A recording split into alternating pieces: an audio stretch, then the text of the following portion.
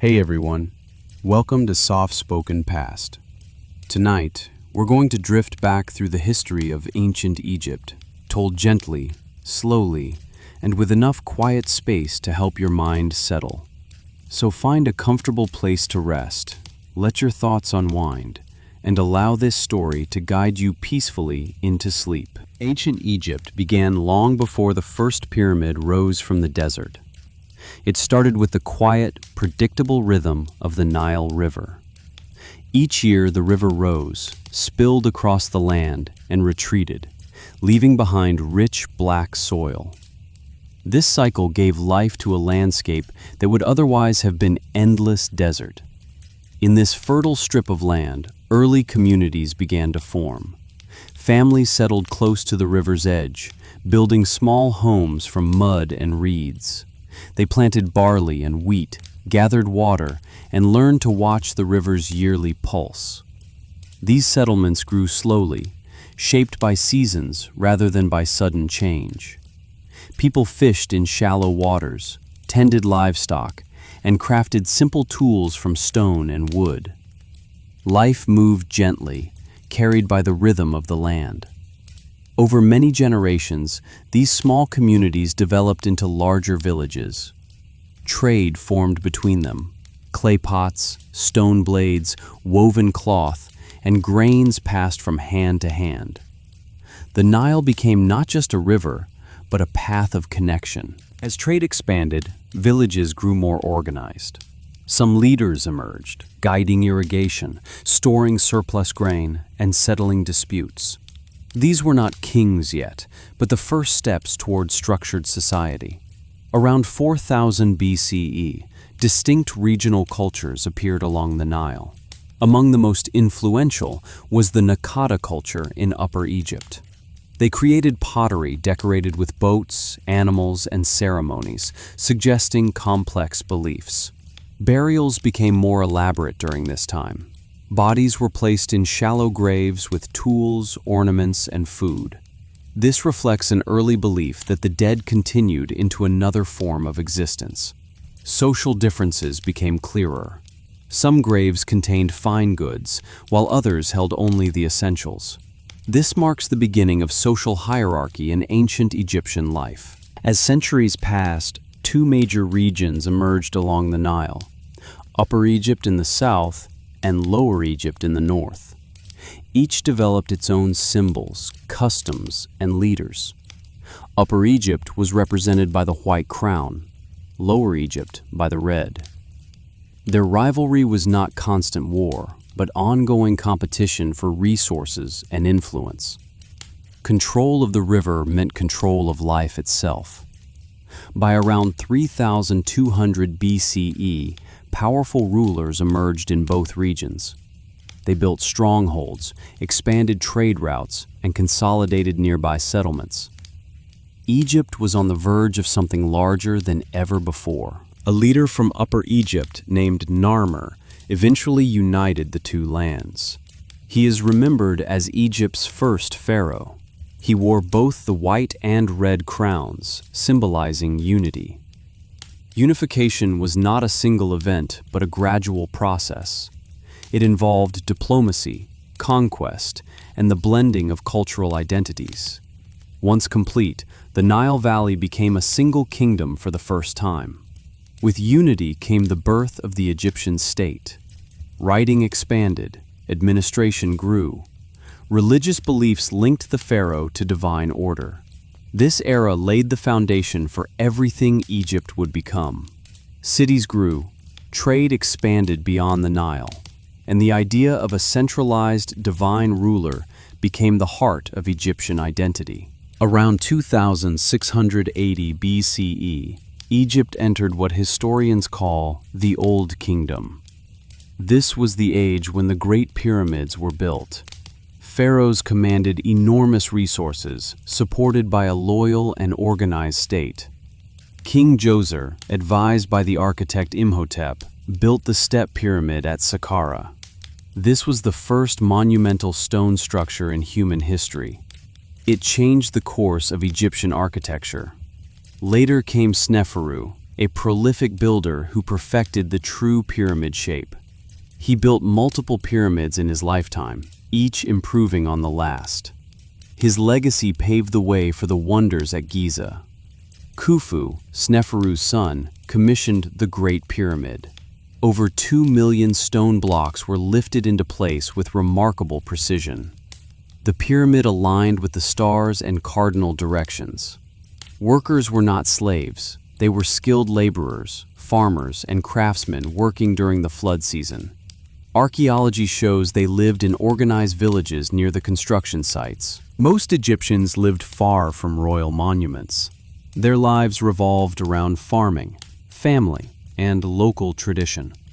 Children played by the river, and adults tended fields and animals. Homes were built from mud brick, cool in summer and warm in winter. Families prepared bread, beer, and simple stews.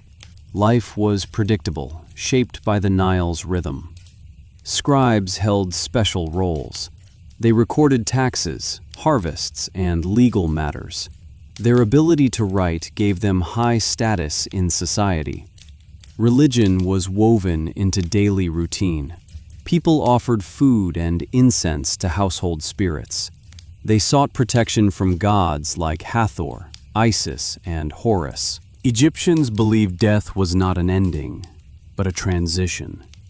The body was preserved so the soul could recognize it. Mummification developed as both science and ritual. The soul had multiple parts, the Ka, Ba, and Ak among them. Each had its role in death and rebirth. The heart was believed to hold a person's moral truth. After death, the soul entered the Duat, the underworld. It faced challenges, guardians, and tests of memory. Only with knowledge and righteousness could it continue. At judgment, the heart was weighed against the feather of Ma'at. If lighter, the soul reached the field of reeds. If heavier, it was destroyed forever. Over time, the power of the pharaoh weakened. Nomarchs, regional governors, gained autonomy. They controlled resources and local armies. Environmental stress made matters worse. Low Nile floods caused food shortages. Granaries emptied. People lost trust in the centralized government. The Old Kingdom did not fall suddenly. It faded slowly into the First Intermediate Period. Regions governed themselves. Art and architecture became simpler. Yet Egypt endured. Daily life continued. Faith remained strong. And eventually, unity would rise again in the Middle Kingdom. The sun rises slowly over the eastern horizon, spreading soft gold across the Nile. The air is cool, still carrying a hint of night. Birdsong drifts over the reeds as fishermen push their boats into the water. Most Egyptians wake with the light. Homes made from mud brick hold the night's coolness, and families begin their morning routines. Children stretch sleepily while their parents prepare simple meals. Breakfast is small but comforting. Flatbread, dates, maybe a little beer brewed the night before. Food is eaten with the hands, shared quietly as the heat of the day begins to build. Life moves gently at this hour, guided by routine. Outside, the fields wait. Workers gather tools made of wood and copper. They walk toward the farmland that stretches along the river, where the dark soil left by the flood makes planting possible. Most Egyptians were farmers. They grew wheat, barley, onions, and flax. Their work depended on the Nile, on when it rose, when it fell, and what it left behind.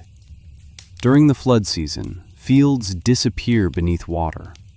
Instead of farming, Egyptians take on other work, repairing homes, carving stone, or serving in labor crews for the king. This is when workers help build temples or pyramids, not as slaves, but as citizens fulfilling duty. Craftsmen begin their day in workshops. Potters shape clay on simple wheels, forming bowls, jars, and lamps. Stonecutters chip at limestone blocks, carving faces of gods or smoothing slabs for construction.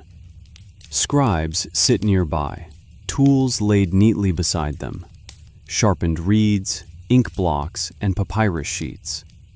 They record grain, count livestock, and track supplies. To read and write is a privilege, and scribes hold great respect. Homes are simple and warm.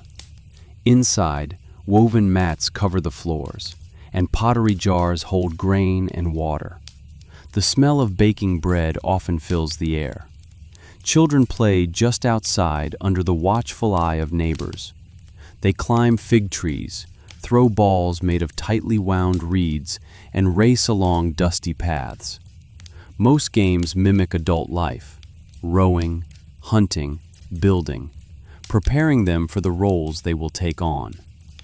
Women manage households with remarkable skill. They grind grain with heavy stones, weave fibers into cloth, and care for children while tending small gardens. Their work keeps the rhythms of daily life running smoothly. Pets roam freely: cats, dogs, and even monkeys in some wealthy homes.